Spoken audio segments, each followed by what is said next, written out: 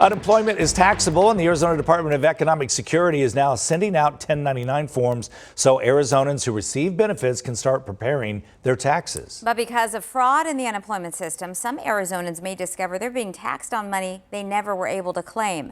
3 News Side's Susan Campbell joining us now with what to do if you find yourself to be a victim of fraud.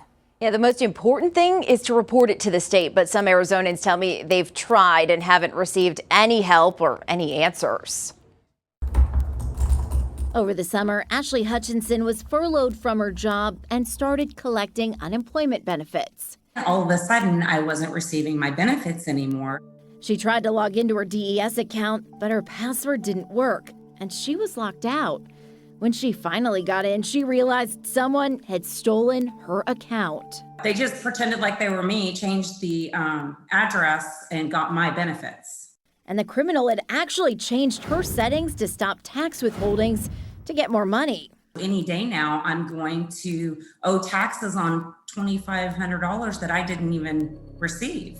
As we've reported, fraud has run rampant through unemployment systems across the country. Arizona's Department of Economic Security says anyone who receives a 1099-G tax form for unemployment benefits they didn't apply for or receive should immediately report it to the agency. The IRS says the state should issue a revised 1099-G to anyone who files a fraud complaint to make sure taxpayers aren't hit with tax bills for unreported income. I originally did my first fraud claim on July 6th. Andrea says she reported the fraud over and over and over again for months and still has no resolution. The fact that I cannot get somebody from my state to call me back, it's so frustrating. According to DES, for regular unemployment insurance, 282,500 people had taxes withheld, while 163,700 did not.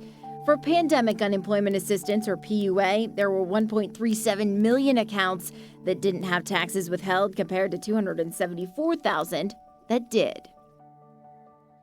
Back in September, DES Director Michael Weishart estimated that hundreds of millions of dollars in fraudulent unemployment claims had been paid out in the state. The agency has not provided an updated estimate since then. The IRS says if you are a victim of fraud and you can't get a corrected 1099-G form from the state, you should still file your taxes, only including the income you legitimately received. That is so frustrating, especially because it begins with the loss of a job, right? You need those unemployment benefits for a reason. And this could also happen to Arizonans who never filed claims. So this could be, one of those people who got one of those cards in the mail. They could end up with these forms showing up at their house too. All right, Susan, thank you.